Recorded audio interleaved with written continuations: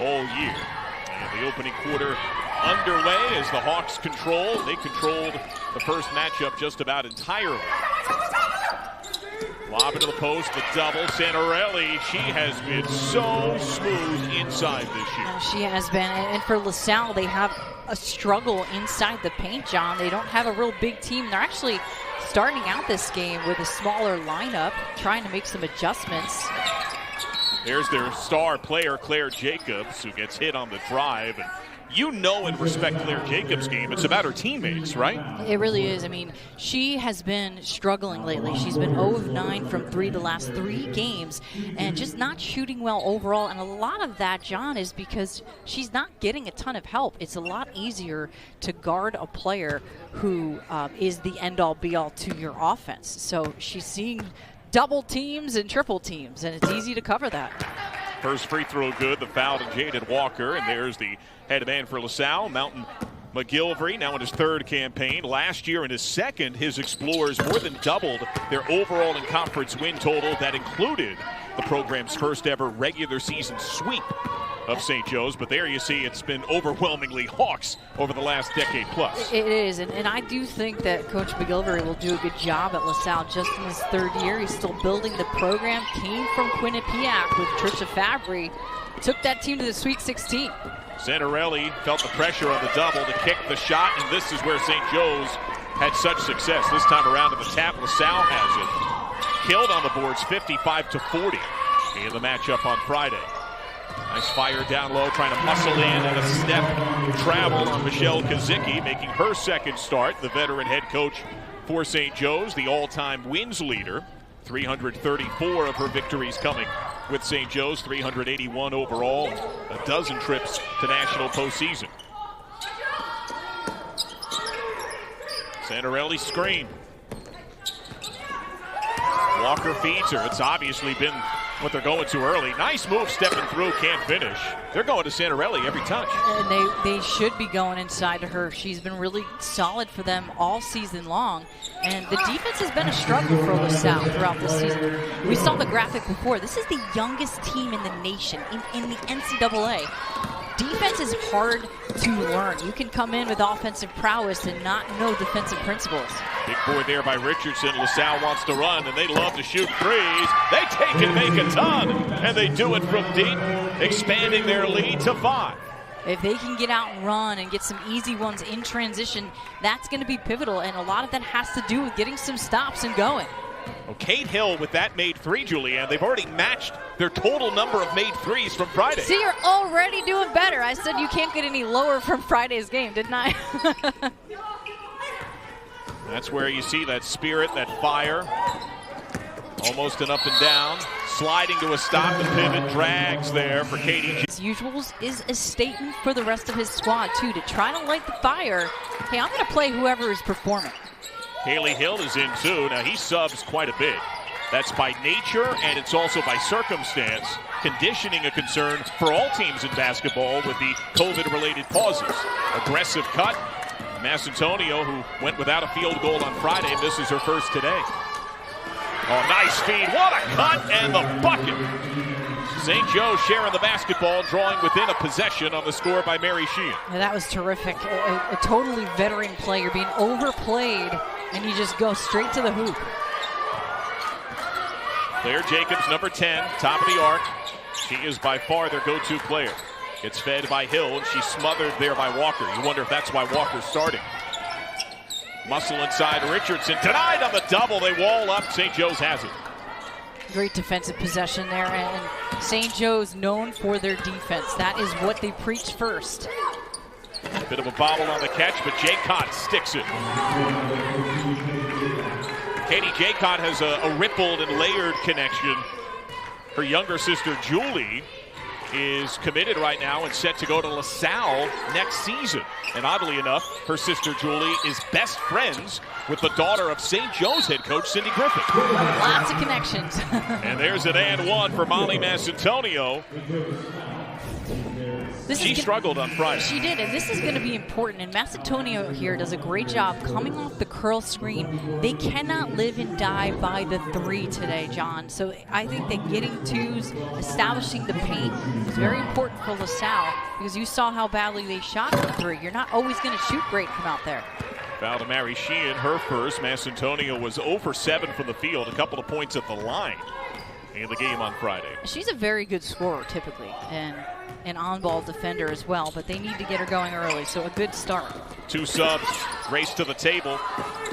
Contested look, Santarelli can't finish. Tipped out of bounds, last touch goes to LaSalle. But in transition here, you see St. Joe's doing a really nice job, just patience. That's what you need, patience. Tremendous job from Henderson, not forcing that. She could have forced the action. She waited, and then the dive to the hole, and Mary Sheehan, the team captain and senior leader. St. Joe's is assisted on every bucket to begin the game. Trying to carve out space for the high-low. Gabby Smalls who's in. Good ball movement. Floater. Rattles down. Kalia Henderson drains it again. It's a 2-point-2. Aggressive take down the floor. They're drawing fouls early. Deja King earns a path to the line. That's the way you get your confidence back too. And if you look at the stats from Friday, they couldn't shoot. How do you get your confidence up? Any coach will tell you, get to the line. Get to the line and make some free throws and start really making yourself feel confident that you can put it in the hole, because it translates elsewhere on the floor. King 7 of 8 at the line. It's only her second miss.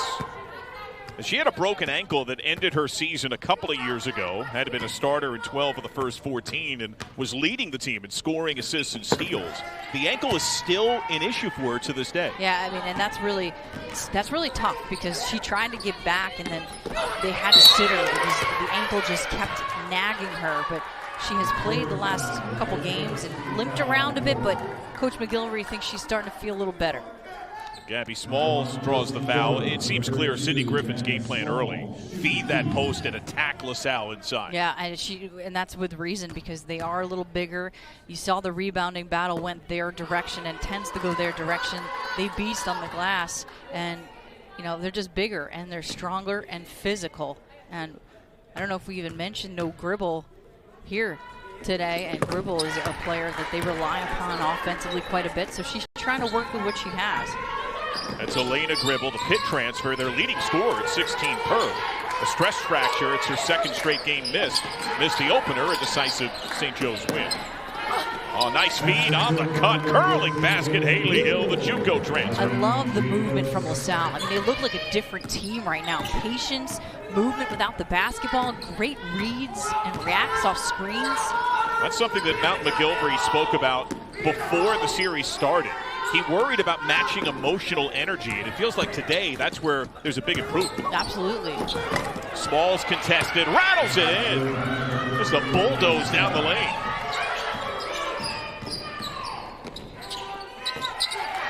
Nice crossover look, and the cut, Deja King. She got the start, and her dribble penetration's been effective.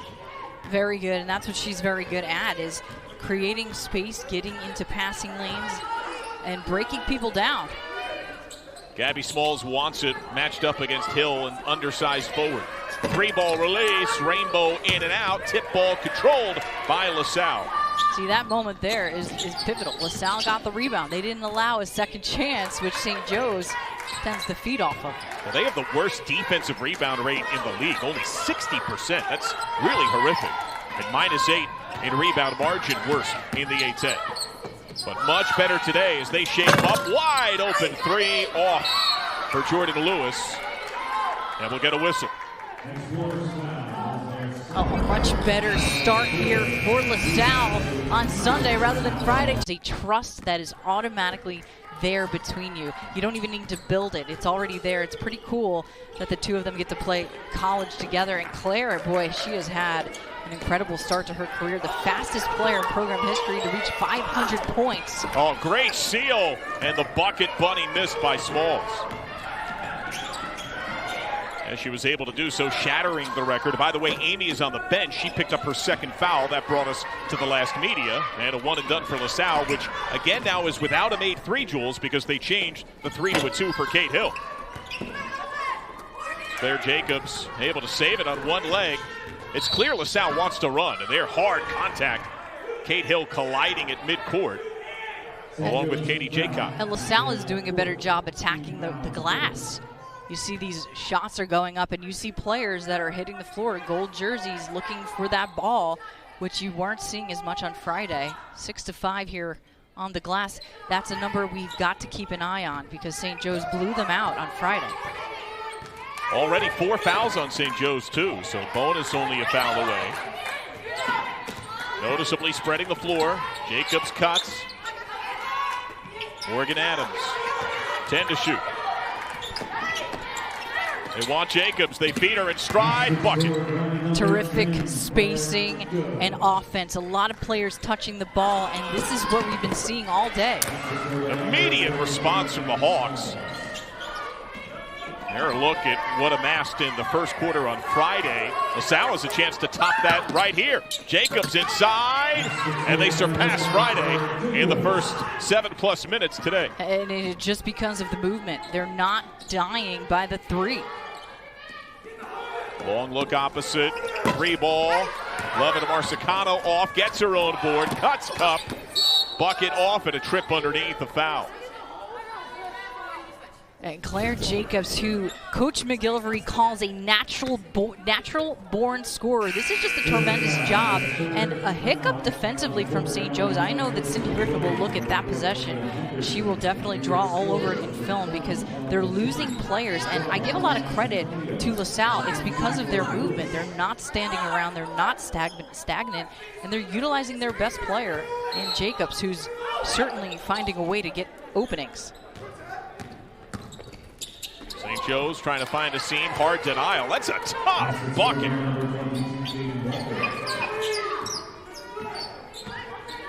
Jaded Walker puts it home. LaSalle seeks response. Explorers team that takes almost 30 threes a game. They don't have a three-point make yet. They keep sending runners in that high post. Jordan Lewis. Richardson wants it. Lewis down the lane into a triple team. It slips right past the Olay defense. You see this patience. They're not taking the first shot they're getting. It's great patience, and then they are picking apart those seams. This is the wrinkle that you'll see in a lot of leagues in women's basketball this year. When you have a chance to play these home and homes, there's a jump ball. Arrow favors LaSalle. What is that nature like, Jules, to play the same opponent in such a compressed span of time? What goes into that? You know, I think it's a little strange, but at the same time, once you play the team Friday and you're able to see them, you feel a lot more confident on Sunday, especially if you're the team that loses. And that's actually what Mountain McGillivray told both of us when we had our Zoom call with him this week, was that he would feel more confident on Sunday's game. And they're making these adjustments. Well, in particular, because the Hawks had only played 2 games before Friday. There wasn't a lot of film and moving parts with injury. Yeah, there's been a lot of COVID cancellations as well. And you look at here, a good job. Just doing a nice job with patience. Jordan Lewis, the 5'10 sophomore, she's very athletic and she's got the ability to get to the rim. And you see here, a lot of players for LaSalle, they're pretty good off the bounce. And the oddity is that Mountain McGillivray told us we would likely not see a ton of Jordan Lewis, that she was struggling with some physical issues, and yet she's been very successful driving to the basket as Massantonio makes good on the line. And LaSalle's back to a little bit of a buffer, a little bit of breathing room here with Claire Jacobs back in. They expanded the lead with Jacobs on the bench. And they're shooting from the free throw line much better than they did on Friday, something that you pointed out as well. Largest lead of the game. They got blown out on Friday. Bad pass. Jacobs says thank you. Kate Hill picks it up. Jacobs shaping up. Kick. Massantonio head fake. Now trying to back in on the ISO. Shoveled and reset. Jacobs wants it. Overplay. Tipped. No change of possession. Timer still runs. 9 seconds. 5 seconds. Massantonio has to create. Partially tipped. St. Joe's blocks a lot of shots. Yeah, that was a much better defensive possession from St. Joe's. Heads were on a swivel, feet were moving, and there was communication. Smalls is screaming for the ball. About a 4-second differential. What do you want here? I want a tough shot to the basket. That's what you got to do. Try to get to the rim. Smalls trying to clean it up. No. Able to reset. Put it on. Off target. Volleyballed out of bounds. It's going to be St. Joe's ball. So timer turned off. When you think about St. Joe's, they don't take a lot of outside shots. They didn't take a ton of threes. They shot the ball pretty well from out there Friday, but that's not their game. They want to get it inside. Uncertainty on the trigger. Looks like it'll come from Olivia Mullins. The freshman will call the break. Cindy Griffin said it's been hard to get a read on freshmen and how good they are. Entering the weekend, they only had 37 total practices. Normally, you would have 30 before you play your first game. Yeah, it's crazy. Anderson lost the handle, picked up. Marsicano kicks, baseline J on the way, off. Because he's coined it so beautifully. And he is a LaSalle alum, so he certainly has ties. Tom Gola, the most successful player, but I would argue Bill Raftery, the most well-known basketball-related alumnus. Another Philly guy. 3-ball up top, off target for Walker, tracked down. LaSalle's got it, fresh off its best first quarter of the year, Jules.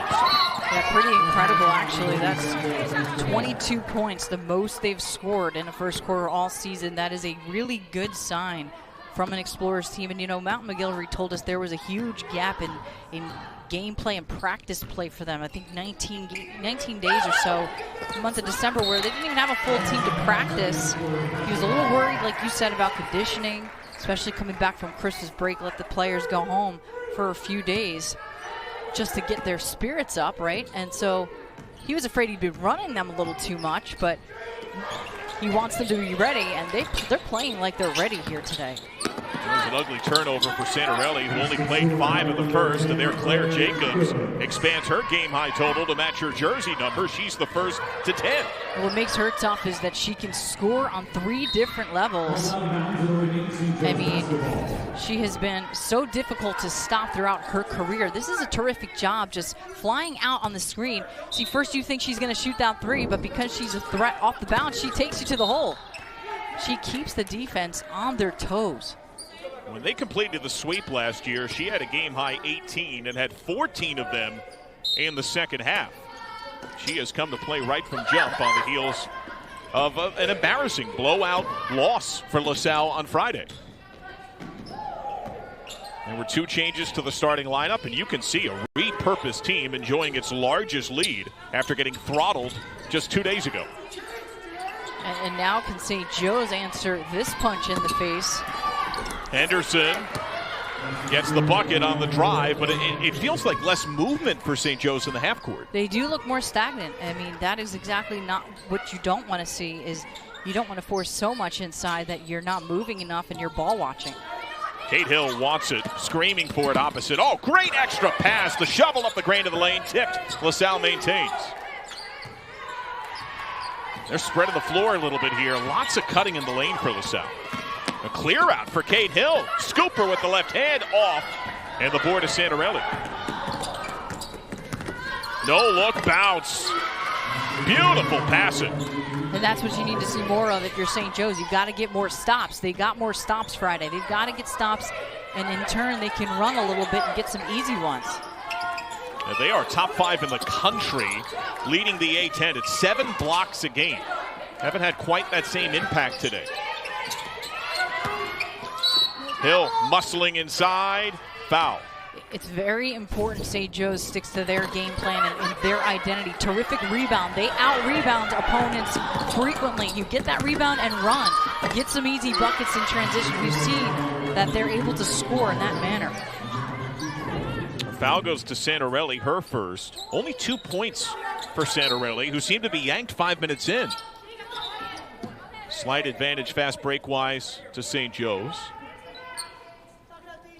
This is where coaches really make their money, right? These baseline entry plays. Oh, yes. The blobs, we call them. You can really get some easy buckets out of this.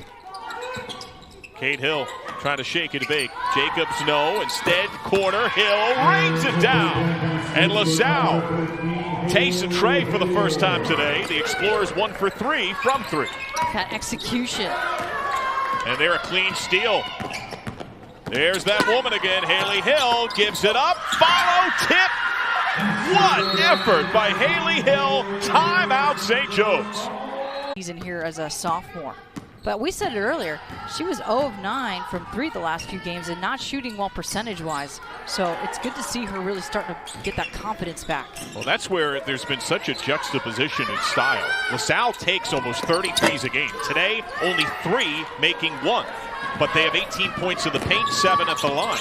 St. Joe's, which shoots 42% from outside, hasn't made a 3 yet, is 0 for 5. And there LaSalle expands it on the Kayla Richardson triple, the second of her young career. That's been important, that adjustment, not forcing it from 3. Is this a different defense, Jules? Yeah, this is actually a zone, a 2-3 zone here that's pretty extended. Now, Mountain McGillivray doesn't typically play a lot of zone in his philosophy, but he, on a perfect day, teaches man-to-man. And just like what he did at Quinnipiac, that's how they defend. Bucket by everyone's Sheehan. created equal in that system.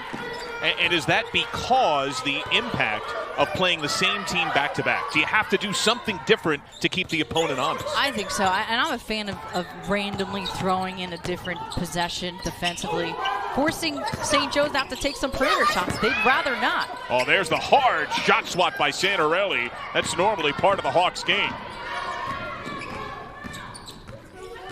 But something else LaSalle's done better is, in general, is defend. And there the foul, the lob to Santarelli. That was the offense early for St. Joe's when they were going blow for blow with LaSalle. Richardson, her first foul. And a couple of subs, so Walker is back in for St. Joe's. Morgan Adams gets some time for LaSalle. Yeah, Mountain McGillivray told us, perfect world, it would be true line change, which he has done at times this year. 5 out, 5 in. It's his hockey-style substitution. They called it the gold rush at Quinnipiac when he was there. Very similar. He'd rather do that, but the depth is difficult right now. And then when you add in players needing to be in good condition, it's hard to keep people out there the whole time either. So you're almost stuck between a rock and a hard place in that situation. So how do you balance that when a lot of teams, both of these teams, coaches told us, conditioning a concern. They're not where they would normally be because of all the COVID-related pausing. How do you balance on-court basketball work, conditioning, and rest? It's tough, I'll tell you that, and you've got to have patience with your players. I think people are playing catch-up right now, and it's not just one team, it's teams across the country. So you've got to have patience with your players and realize I'm going to have to sub a little more than I'd like to, but eventually these guys are going to be able to play more minutes as they slowly do it in increments throughout practices as well. You don't want to kill them because you don't want them to be exhausted, but it's incremental. Jacobs in a tough spot, gets fed. Beautiful no look, and the baseline jumper off. Her first miss from the field, and a frustration foul. Molly Massantonio, her first, who has a very interesting story, Jules. It's very rare that you see a player transfer up in college basketball from Division II Holy Family to Division I LaSalle. Yeah, it was a big step for their program, too. She's a Philly player, and she's always been very well-liked, and that's actually one of the reasons Mountain McGillivray wanted to get her is, initially he didn't know if she was going to be a Division I player, and he didn't know what he was inheriting at LaSalle, so she ended up somewhere else. And then her coach and some issues at her school ended up happening, and he called her up, and she's been great. There, Kate Hill gets tripped up for the foul.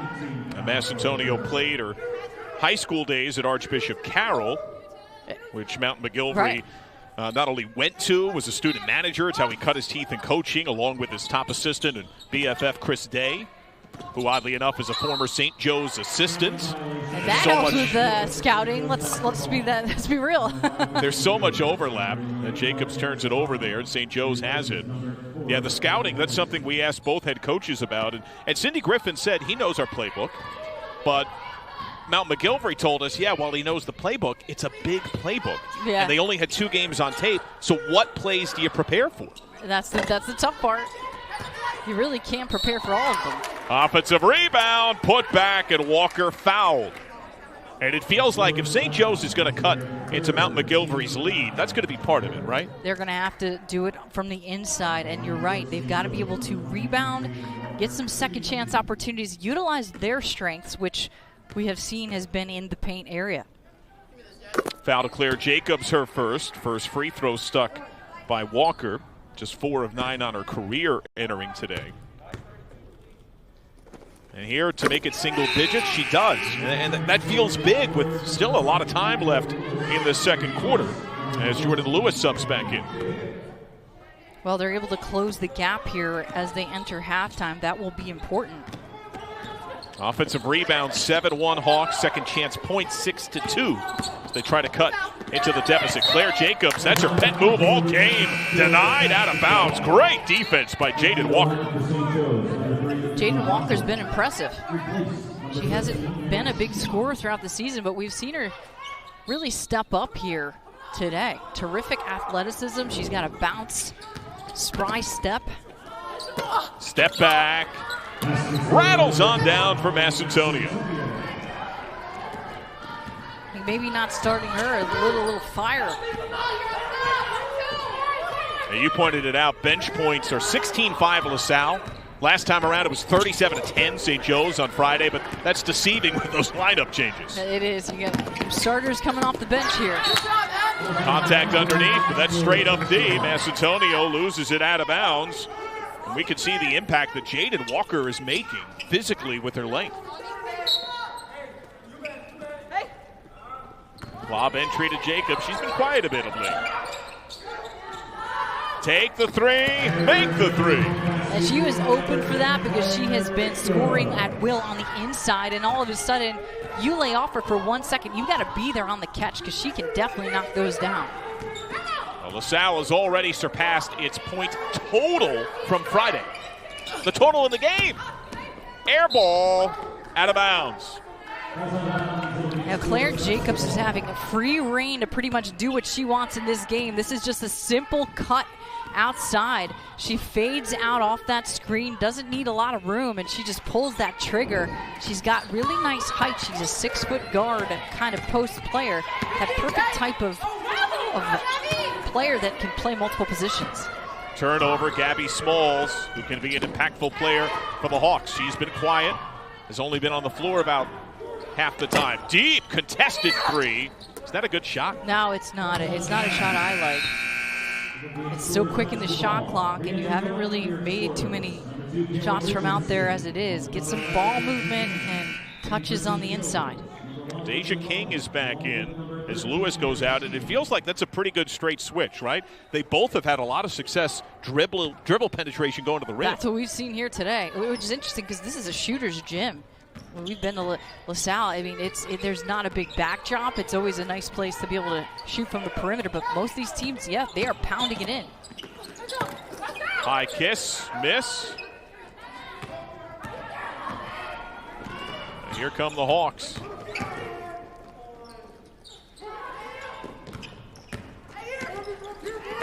Right down the lane, scooper off, tip ball, and a silly foul.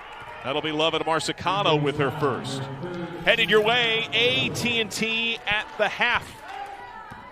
We'll break down some of the latest and greatest in the world of hoops. It comes your way on AT&T at the half. And what will the margin be at the half? We still have a decent amount of time. What do you want to see on each side here?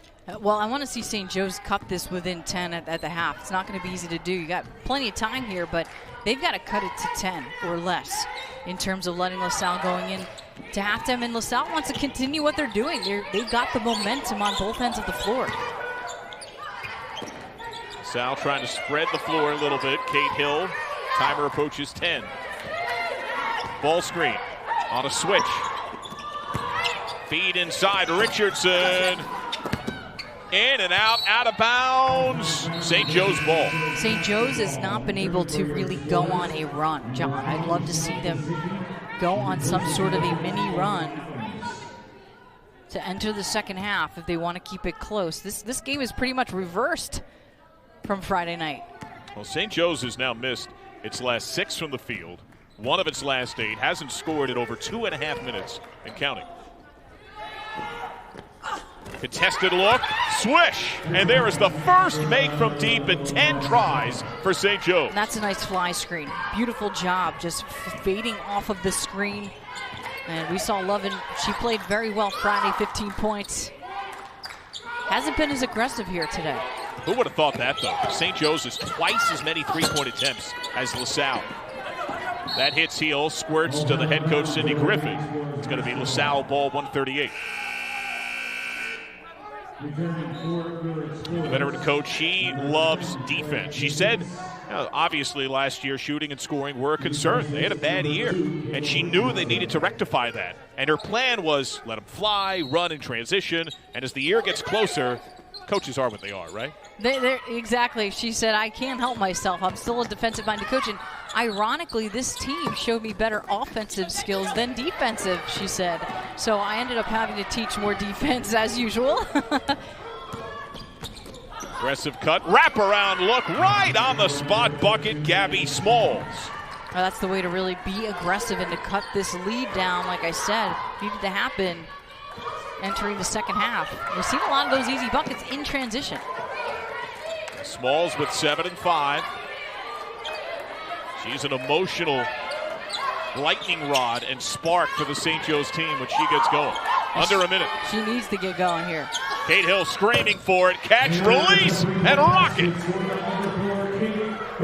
4 made triples for a LaSalle team that was one of 19 on Friday. Can't ever count a team out that has a philosophy to shoot threes. Long 2, untrue for Olivia Mullins. LaSalle's got it, and they want to push. To heck with differential. Hill, the lead, 3-ball. Massantonio a little flat. Smalls has it.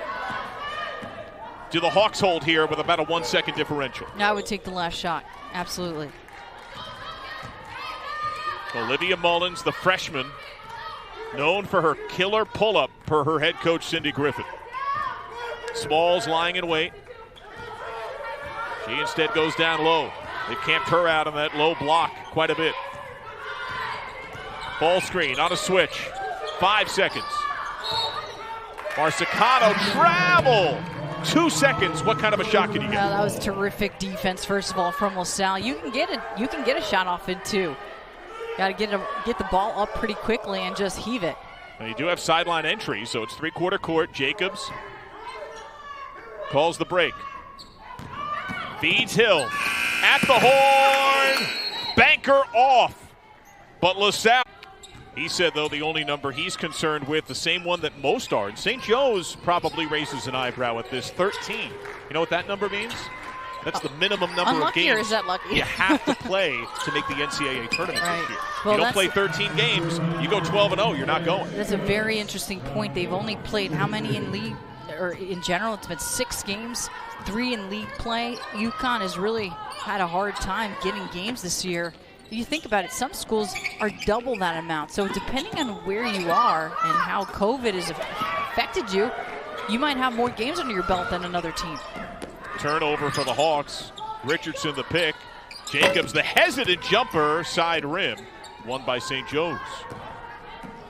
Now these first couple minutes very important to establishing some momentum here. St. Joe's has the ability to get into the 30s and cut this lead down. They've had a hard time really closing this gap.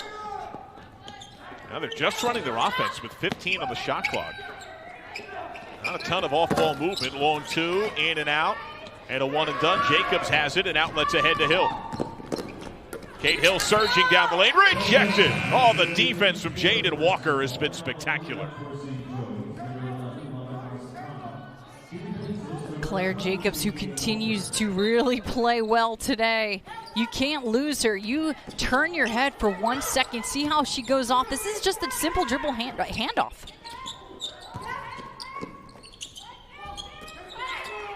Able to reset. Richardson in a tough spot. Back to the basket underneath. That was a horse shot there. No possession exchange. Hill snaps it. 3-ball. Out of bounds. Will be St. Joe's ball. St. Joe's, remember, playing on the road for the first time this year. The first 3 games had all come at home. Does that matter this year with no fans in most buildings? To me, it's not nearly the factor it could be especially in men's basketball where they sell out arenas. Women's basketball, they don't get as many fans, but it still impacts you. And you're at home, you get a lot of fans. I don't think it matters as much anymore. I mean, I was watching even NFL games last night. I couldn't even believe how limited. You don't have any home field advantage at this point, so it's very different. But these guys are not far from each other. They're really not that far. They're up the road. Kate Hill, nice lead in the lane, and the collapse. Lovett Marsicano called for her second. Now you get the comfort of the rims and all that, so of course you get some advantage. Yeah, you were a shooter, and not only the rims, right? Because one of the subtleties I don't know that the non-basketball community is as aware of, there are different literal basketball deals with each school, and every shooter seems to say, how was it for you? Is it a different shot with a different ball? Yeah, it is. Oh, it totally is. I mean, and NCAA has streamlined it a little better where most of the time you're using a certain brand of the basketball. But you're right. Some schools, like we had the Rock, or this one has this, and you've got to get used to that ball in warm-ups. St. Joe's had success inside early, shot a lot of threes and struggled. Here's Jaycott. Swish! They moved her to point guard for her ability to score out of the one position. And she needs to get going. She's got to get that spacing. She's got the ability to do so. So a good job knocking one down early. They really need some scoring. There's Santarelli with the knockdown for her second foul, taking out Michelle Kazicki. Today, to me, it's more glaring not having Elena Gribble, the grad player who's been hurt, averaging 16 a game. She is really missing today offensively. Friendly roll at home. Yeah, Gribble, not only her mass production, but also Olivia Ramil, the transfer by way of Georgetown and Binghamton, who's yet to play this year. She's been hurt as well.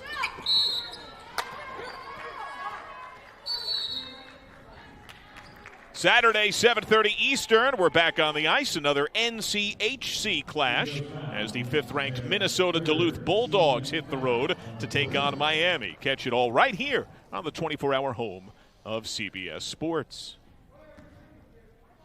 Do you ever watch any hockey, Jules? I do occasionally. I do enjoy hockey. I've never been to one in person. I know you're going to laugh at me. Isn't that pathetic? I know. I know it's bad. But they always coincide with basketball season, right, and I never can go. But I love the sport. I do. I can't say I'm an X's and O's hockey girl, though, John.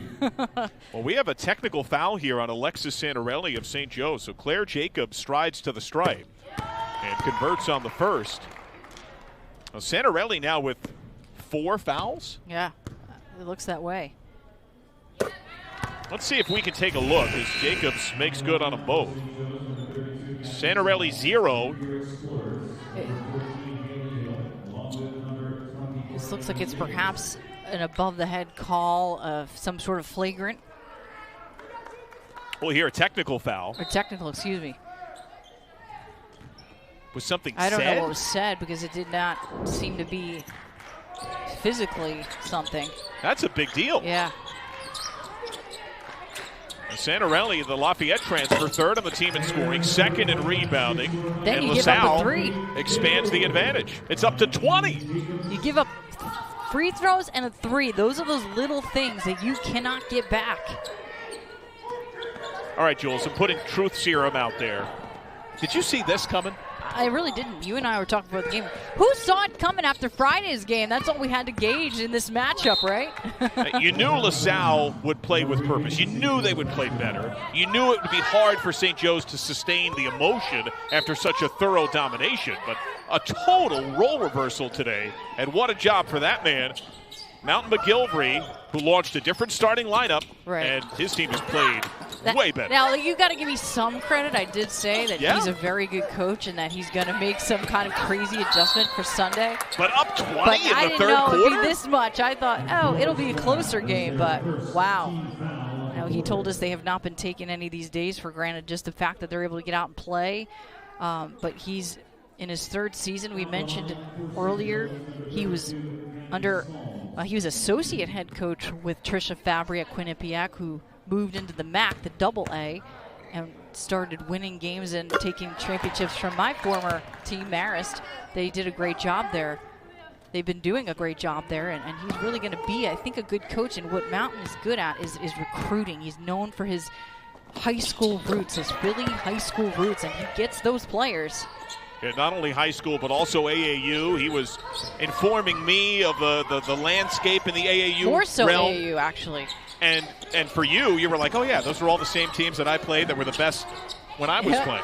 Yep, Archbishop. Well, that's a high school, but yeah, the Comets, Bells, the Comets. Bells. Yeah.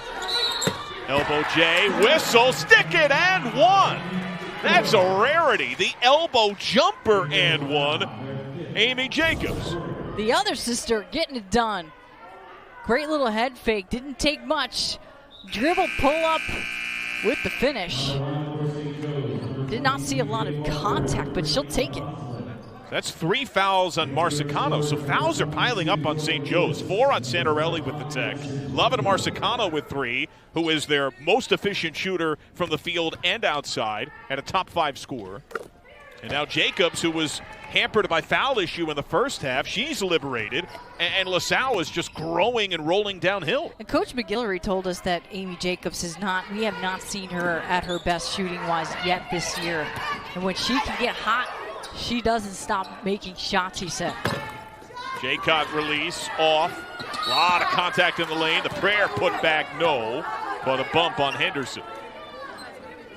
St. Joe's needs to stop the bleeding. This is a reversal of games. They are struggling today to score, just like LaSalle could not score on Friday. It has been a scoring problem for Cindy Griffin's squad. You've got to give credit to the LaSalle defense. It is so much more stringent today. Foul to Haley Hill of LaSalle, her first. Now St. Joe's shooting 32%, LaSalle 49%. Part of the difference from deep. There, a second chance, high kiss, miss, loose, and a foul. Feels like they're tightening things up a bit as Gabby Smalls gets her second. The St. Joe's just looks out of sorts. I mean, even in that possession, pull it out, get a good look. You don't need to throw one back up. It's just been such a struggle. Everything has looked forced on the offensive end and stagnant. Morgan Adams in. No bonus free throws. Here's Jordan Lewis, who last year was a 71% shooter, entered today just 9 of 14 this year. With that in mind, Jules, I know we're not that far away from dead ball means immediate timeout, but does Cindy Griffin need to stop things and just kind of talk to her team a little bit? Yeah, I think so. I do. I mean, of course, she's been coaching a very long time and has been in these situations before, but I do think that they're in much need of a pep talk of some sorts. They just don't have that fire that's needed. It's that grit that she's always coached from that position of grit and grind. Claire Jacobs at the table, ready to return. There you see LaSalle +6 at the line. St. Joe's just holding the ball a lot. Now the offense starts to move and they turn it over. And they're telegraphing passes. I mean, that was just an unnecessary feed into the paint. There's more turnovers here today than I know Coach Griffin would like. And a lot more movement off ball for LaSalle. The possessions just look so different. Holding close to 5 seconds. Hill snaps it. Jacobs stride, jumper, a little short. Smalls has it. St. Joe's in dire need of stops and buckets. Jaycott, nice pass. Smalls, offensive foul. That's going to be her third. Claire Jacobs was on the bench as LaSalle balloons its lead to 21. It's college basketball. A stud transfer from Lafayette for St. Joe's. So it seems like there's a little bit of chirping. Yeah. Certainly getting chippy in there. See the difference in the defense for St. Joe's. Had been elite on the year and highly suspect today. LaSalle a big part of that. Jacobs steps on Amy Jacobs, twin sister of Claire. But for the most part, LaSalle has been a pretty good team here today, turnover-wise. They have not turned it over a lot. They've done a good job taking care of it. Points off turnovers, LaSalle +5, 7-2. And they're just swarming the ball. And here, it feels like the whistles are coming more briskly, right? They're trying to settle this game. It's a rivalry game, lopsided margin. They want to keep the game under control, so that's why we've seen a lot of fouls actually in the second half in general. Foul on Morgan Adams. She's got 2. 3 ball off. With Kozicki back to the fray, here come the Explorers.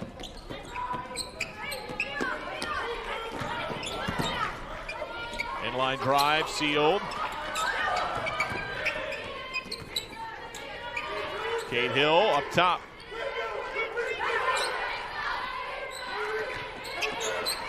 Claire Jacobs denied. 5 to shoot.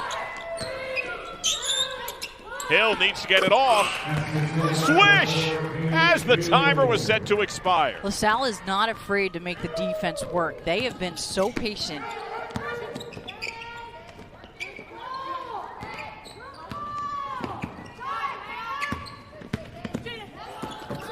Walker driving in line, aggressive take, and the bucket. They need more of that. They really do, and we've seen Walker throughout this game.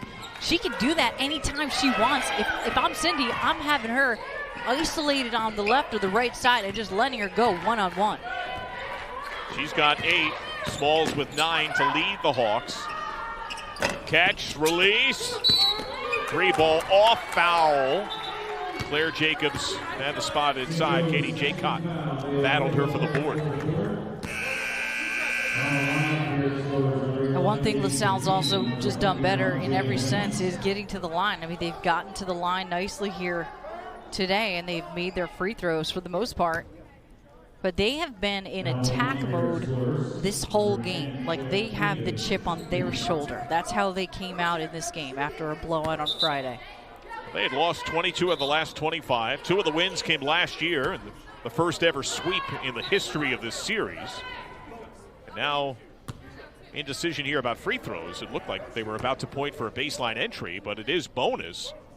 So 2 shots here for Claire Jacobs, who has been spectacular. And if there's a word that perhaps best encapsulates what she's done in her first year plus with LaSalle, it almost looks effortless. Yeah. Smooth, right? She's smooth. She's kind of that positionless player that you really covet in basketball, in modern day basketball. Just as St. Joe's got it across. Is that a clock issue? Yeah, at least the shot clock wasn't running. I'm not sure on the game clock there, but it was still at 30 as she was crossing midcourt on Friday, and it was annihilation in favor of the Hawks, 65-36. That scout is fresh on your mind. Well, it's clear here we're going to get quicker whistles, huh? So how does that change the game, and what is each coach saying? You really have to gauge that. I mean, if referees are calling everything, then you've got to be in attack mode offensively, take it at them because you know you're going to get the call, and then you've got to be really careful defensively. Kozicki, her first air ball caught by Claire Jacobs. Here come the Explorers. But that enables you to get into attack mode, John.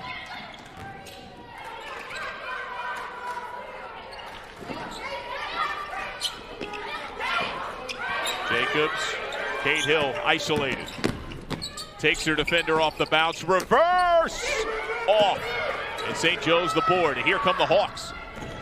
They want to run 3-on-1. Bounce pass down the grain of the lane. Chippy miss by Katie Mayock. Explorers with numbers. Aggressive cut. What a block on the defense for Jaden Walker. If there's a silver lining on an ugly day for the Hawks, it's her D. Yeah, Jaden Walker's been phenomenal on the defensive end, just altering shots left and right. You go at her, you got to have the pull-up game ready to rock because she is going to block your shot if you're taking it all the way in. Only 5'11". She plays so much bigger than that. And that also, not only does it come with the ability to get up in the air, but it has a lot to do with timing. She has terrific timing. Mayock, the deflection, forces the turnover. Headman, and a rejection. The recovery on D by Kozicki. The foul follows. This is where these transition baskets, getting stops and being able to get out and run for St. Joe's is their only true hope here to get some offense flowing. Now Amy Jacobs back in, Mayock at the line. If the name sounds familiar, might know her uncle, my former broadcast partner on football for a while, Mike Mayock. Spent a long time as a football analyst on radio and TV. Now the general manager of the Las Vegas Raiders. A very well-known name in the football circles, right? Super athletic family. Katie, niece of Mike, strikes at the stripe. That foul to Haynes. Jay Haynes first. And it just feels like this game's kind of been in a holding pattern, Jules, since halftime. And as LaSalle hasn't extended it more, but they haven't lost this lead either. Rather moving zone defense here. 3-ball on high, banker! Jay Haynes had only 3 made triples all year. Based on Friday, you could play some zone, but this is a team that typically shoots pretty decently from the perimeter, so I don't play them in a zone. Down the lane, into contact. Henderson bumped by Richardson. Kayla Richardson with her second.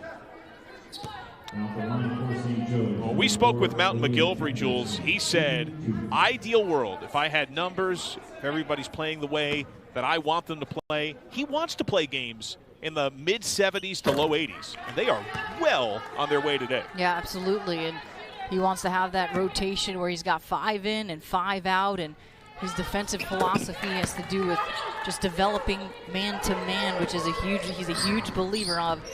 Everyone can play any position. You can basically throw anyone out there, and that's what makes his squads tough in years past. They're sticking to this moving extended zone. They're trying to harass and trap. And a jump ball forced. Arrow favors St. Joe's. I think they want to make them work for it, make them make some shots from the perimeter.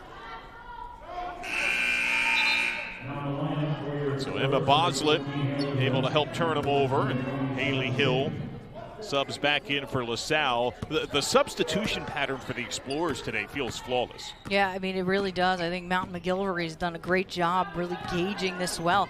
And we didn't know going into this one, he started players that don't typically start, and it's actually worked out. Telegraph pass. Turnovers have piled up on the Hawks. Shovel to the trailer. Amy Jacobs wants the ball. Deja King off the bounce, crossover down the lane, bucket and one.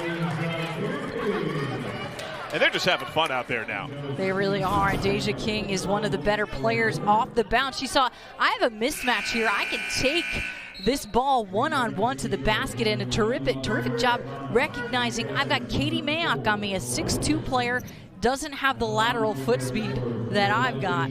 That is the way to take it to the basket. Jules, this third quarter is more lopsided than the first quarter. It's 25-11 this quarter in LaSalle's favor.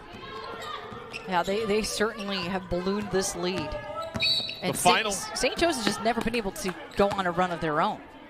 Final score Friday was 65-36 St. Joe's. Here we are, late third quarter. It's 65-39 LaSalle. The absolute opposite. I would have loved to be a fly on the wall in the locker room of LaSalle and Mountain, or on Saturday at practice. I would have loved to hear that, that speech. Whatever he did, he certainly lit one under them. Family-friendly show.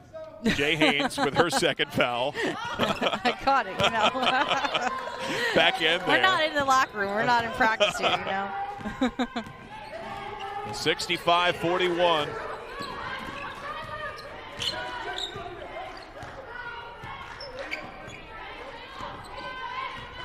Boslett trying to defend the freshman. 8 seconds. Corner. Jacobs load. Off target. Rebound and put back. Deja King and the dominance for LaSalle. More. That technical, I thought, was a problem. That was a big swing for LaSalle because they hit a 3 and they knocked down 2 free throws right away. But, yeah, they're just continuing to shoot the heck out of the basketball. Fourth quarter of play. Fouls have picked up with Haynes off the bounce. Contact there from Mary Sheehan, who's one of the captains from St. Joe's. Now, the A-10, Jules, has had a lot of success. Multiple teams in the NCAA tournament, 9 of the last 10 years, 25 appearances in that time. Last time there was a postseason, they sent 4 teams to national postseason play. These are 2 teams on the rebuild. Little was expected of the Hawks, slightly more, but not much from the Explorers. And each has shown a lot in the young year. That shot just off, second time today. They barely beat the shot clock. Yeah, I mean, that's what I think what really stands out to me today from LaSalle is clearly their grit, John, coming off of a bad loss Friday and that chip on your shoulder. But their movement without the ball and their ability to utilize the shot clock and be patient and get good looks. And they haven't forced threes. They've let the game come to them. Meanwhile, they're collapsing all over. St. Joe's shows ball movement, and there it finally results in the bucket. Lula Roig banks it home. She was their regular point guard last year, but her role a little more minimal this season. Yeah, and they've needed her to take a little bit of a backseat based on personnel. But yeah, they've had to work for every shot today. Their contact in the lane. And it feels like at the rate LaSalle has hit on his free throws, the margin, the way it sits, it's going to be real hard for St. Joe's to knife into this gaudy deficit. Looking underneath, instead the lob to Amy Jacobs. Foul went to Henderson as her third. Leah Henderson with 3. Threaded bounce pass, another foul this time. Apologies on Jaded Walker. I also like the way Kate Hill runs this team as the point guard. She's got a positive assist-to-turnover ratio. I mean, I know she's one of the top players in that category in the league, in the country. I just think that the way she runs the show for them is apparent in today's game. And by the way, the 27 points third quarter, the most by LaSalle in any quarter this year. So they had their best first quarter. They've had their best quarter period. And I would dare say this might be their best win, barring a miraculous comeback by St. Joe's. Absolutely. Can he beat the horn again? Heel, rebound, tie up, and a jump. Arrow favors St. Joe's. There's the waiting clutches of Jaded Walker yet again tangling with Haynes. But the way that LaSalle is beasted on the glass in a much better way than they did on Friday also shows a lot. And that to me is a hustle play.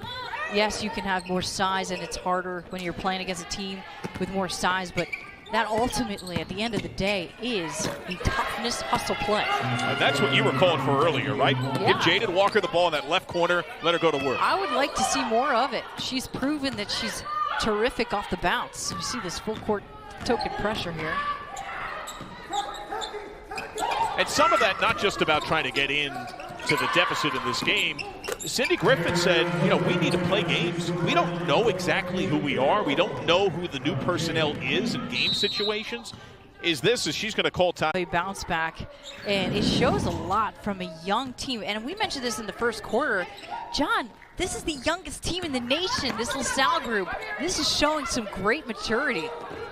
They average 19.3 years old. Out of a St. Joe's timeout, bucket, Emma Boslett, Cindy Griffin. Oh, you can see her striding on the floor there. She's fired up. She's not going to stop coaching. One thing we know about Cindy Griffin. 3-ball response in and out for Mass Antonio. St. Joe's ball, and you see run on the floor, Jaycott screaming for it. Smalls as well. Aggressive lead, Jaycott off. This is the most life we have seen from St. Joe's maybe all game. And how young is LaSalle? There you go. Yeah, very, very young. Very, very young. So 13 to their 15 with 2 years or less of Division I experience, some JUCO and a D2. And in one sense, it's great for him because he can really build off what he has. But he's really got like 2 players coming in over the next 3 or 4 seasons. Well, and part of that also that this year doesn't count eligibility-wise for anyone. And that's going to be a really unique series of roster management. Oh, good up fake. Shot a little short. That's very interesting. I don't know that that's ever happened in the history that I've ever been around. Well, and the wrinkle that's going to affect the entire landscape across all of collegiate sport. There's a lot of building momentum and steam, far from a done deal, but you talk to coaches, you talk to players, you talk to administrators. They seem to think an immediate eligibility of transfers is coming. Not within the confines of a season, but the next year that the sit-out days will be done. If and when that happens, and you add in the thinner recruiting field because of players that will stay on. It's going to be the wild, wild west. It is. And not the terrible Will Smith move. No, no. There we're going to tie up and a jump. We won't know. We take that one off his IMDb page. We pretend that one doesn't exist. That's right. So the arrow to St. Joe's here. Now this LaSalle team, under the third-year head coach, Mountain McGilvery, 10-1 in his career when they score 70+. That's a number he wants to get to. They're well on their way to 11-1. And the thing for them, and they've got to be very happy about, is that it wasn't all done behind the very well-rounded game. Amy Jacobs, the shot swat, and their aggressive grab by Smalls, who gets bumped. Now the fouls are starting to pile up again. We have seen much quicker whistles in a tighter called game since halftime. Help there by Claire Jacobs. Smalls wins it, hits iron, rebound, put back, foul.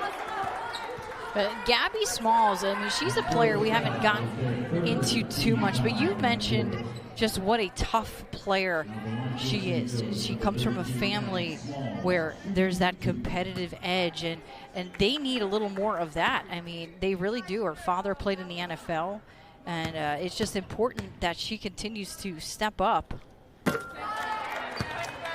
Now she's got a double-double. She was the key, according to LaSalle head coach Mountain McGilvery. You asked him, what are your keys for the game? He said, how big of an impact will Gabby have? And last year she ran roughshod over LaSalle. And he said, if you call her name a lot, it's going to be a long day for us. We have not. There's a turnover and a bucket. Katie Jaycott will get another timeout. Grew up in suburban Philly in South Jersey, played at Penn, coached at Temple. And Joe Jones spent more than half a decade at Villanova.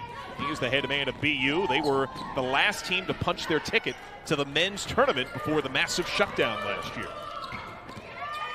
A 9-0 spurt by St. Joe's out of the Hawks' called timeout. They're springing with new life, but one and done there. The board to Claire Jacobs. And it's good to see a little bit of life. It could be too little, too late here, but if you're Cindy Griffin, you're happy to see some life because, like you said earlier, they have been stagnant throughout this game. LaSalle's led by as many as 28. Amy Jacobs snaps it out of the wing. 3-ball off. And another board for the star today for St. Joe's. Jaden Walker's been dynamite. A young talent. Aggressive drive. Jaycott off. Tip ball. Smalls. Put back. She'll go to the line. There's Smalls. Every loose ball, they say she is that player who everyone talks about when you talk to her teammates. She's the one that's going after that basketball. She's got that passion, has that confidence, that competitive edge that I mentioned earlier. It is hereditary. Her mom, her dad, they were military people, and really good work ethic. Foul to Haley Hill, her second. You can see the fire and passion. Hasn't gotten herself going much today. That's been the problem for St. Joe's. They needed somebody else to really step up. In Gribble's absence, they haven't been able to get that. But then their defense is really lagging here for St. Joe's and their style, what they like. St. Joe's without its leading scorer, Elena Gribble, also missed the Friday game, a blowout win for St. Joe's against LaSalle, a stress fracture. It's cost her a second straight game. And no Olivia Ramil still. She's yet to debut as a Hawk. Aggressive cut and a lefty finish there by Kate Hill. Ramil has had issue with concussions. A transfer by way of both Georgetown and Binghamton. But LaSalle could say the same. They have no Kayla Spruill. Hasn't played in 4 straight games. She's one of their better players, their leading rebounder on the season. Yeah, she is a big rebounder for them and a terrific player. But they've done this without her. Stick the J. Olivia Mullins, the freshman. So some of the younger players getting time. See Emma Boslett wearing 3. She's also a freshman for St. Joe's. You know, Jules, it almost feels like with how wide the margin became in this game fairly early, St. Joe's is almost using it like a scrimmage. Yeah, to get better. Like an exhibition they game. Need time on the court. And you said it earlier. Cindy Griffin said that's been the problem, is just they don't have enough time. And we've heard that from countless coaches since we've started the season. We also heard that from Will Ferrell in Old School. It led to quite a night. That's right. Smalls. I need time. I don't know if we'll have enough time. Also gave one of the greatest locker room speeches of all time about keeping composure. And LaSalle has shown composure today. It would be easy to limp in after getting embarrassed on Friday, and they have shown tremendous resolve in turning things around. An Explorers team that's winless in league play entering today, only 1-4 at home. They're going to reverse those trends against a longtime rival. Yeah, I mean, very impressive response to a poor performance on Friday, and seriously looks like a different team. And I know Coach McGilvery is going to be super pleased with what he has seen, because you just get excited about your team when you see the passionate reaction and the improvement. We see the passion from Smalls defensively here, but LaSalle continues to spread the floor. 3 ball in and out. Rebound to Boslett. Poured in almost 2,000 points in her high school days. All-time leading scorer in both boys and girls basketball at St. Thomas Aquinas. Backdoor cut, good anticipation. Tie up and a jump. LaSalle ball. And that's probably the biggest oddity, is that on Friday it just felt natural and rhythmic for St. Joe's and jagged and uncertain for LaSalle. And today the opposite. St. Joe's appeared pensive. St. Joe's appeared to be flat. And LaSalle has just had such vigor and fun. Yeah, you almost have to wonder sometimes, and I know as a player you can get comfortable, and you have such a blowout game like that on Friday, and you get comfortable and think it's going to be the same Sunday, and you just don't come out with that same fire. Given the isolation, nice spin, shot, and a foul. Jordan Lewis. And that's just too easy. That is total isolation basketball on the left side. If you are, look at the right side of the lane. If you are standing there and you have a maroon jersey on, Gabby Smalls doesn't do anything. Look at her, number 32. No help side defense whatsoever there. You've got to be there. You see that whole play coming to pass before your very eyes, and there's no help. Foul to Marsicano, her 4th. 77-59. Last year, LaSalle swept the series. First time ever they took 2 in the campaign. And there they take the ball. Pocket pick. Deja King. 79 of the ball. Gone to a similar format in conference play with back-to-backs. I wonder, just throwing this out there, you played at a high level, collegiately and in the AAU ranks.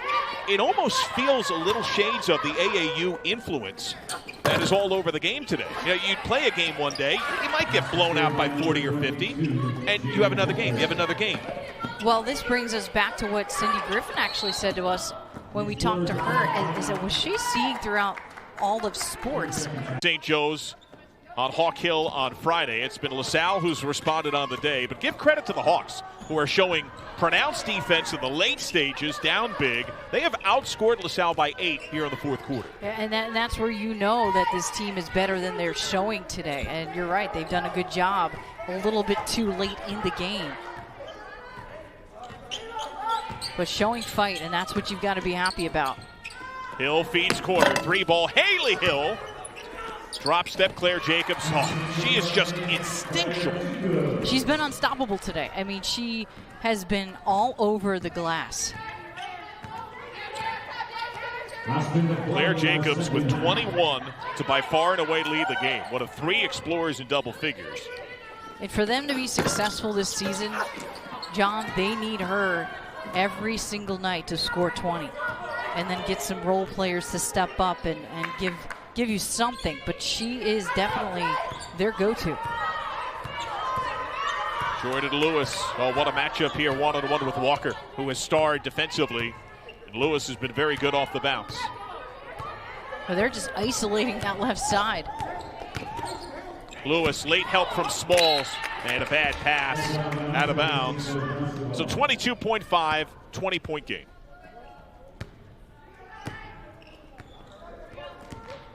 A lot to learn from with both these teams. John. And the consistency factor is something that you'll start to see improve as the season progresses and more games are played. That's what I'm seeing a lot across the board, inconsistency. So to answer your question before, maybe that's actually what it is, inconsistency. Yeah, the lack of a preseason, the lack of a summer, the lack of games to some extent. St. Joe's before this weekend had only played 2 games all year. We'll get another jump.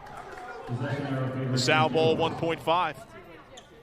The Explorers' best offensive day of the year by far. 7% from the floor, 0 for 9 from outside. You knew she was too good for that to last. Final second, heave at the horn, bucket. And that's emblematic of the day.